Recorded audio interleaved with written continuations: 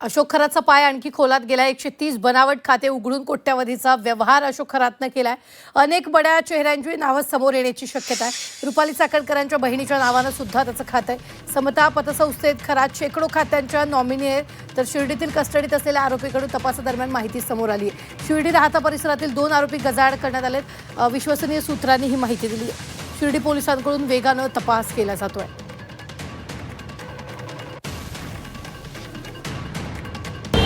नाशिक अत्याचार प्रकरणी अटकेत असलेला आरोपी भोंदू खरातचे एक ना एक कारनामे समोर येत आहे आणि शिर्डी शहरातील 4 एकर जमिनीच्या गैरव्यवहार आणि अवैध सावकारी प्रकरणी भोंदू अशोक खरात आणि त्याच्या पत्नीसह इतर 3 जणांवर गुन्हा दाखल झालेला आहे आणि 2 आरोपींना पोलिसांनी ताब्यात घेऊन त्यांची पोलीस कस्टडी जी आहे ती घेण्यात आलेली आहे आणि त्यांचा कसून तपास जो आहे तो समोर आलेला आहे। गेल्या 2 दिवसांपासून अहिल्यानगरचे पोलीस अप्पर अधीक्षक जे आहे ते सोमनाथ वागचौरे हे त्यांचा कसून तपास घेत आहेत आणि अशोक खरातने तब्बल 130 बनावट बँक खाते उघडून कोट्यवधी रुपयाचा व्यवहार केल्याचं समोर आलेलं आहे। विशेष म्हणजे 2021-22 या कालावधीमध्ये अनेक निष्पाप नागरिकांच्या नावावर ही खाते उघडण्यात आली होती। यामध्ये समता पतसंस्था आणि जगदंबा पतसंस्थेसह विविध ठिकाणी ही बनावट खाते उघडण्यात आलेली होती। या प्रत्येक खात्याला अशोक खरात स्वतःच नॉमिनी असल्याचं देखील माहिती समोर आलेली आहे आणि या खात्यांमधून जवळपास 50 कोटी रुपयांपेक्षा जास्त व्यवहार झाल्याचा अंदाज असून एकाच दिवशी लाखो रुपयांचे व्यवहार झाल्याचंही तपासात उघड झाले आहे। इतकंच नाही तर या बनावट खात्यांमध्ये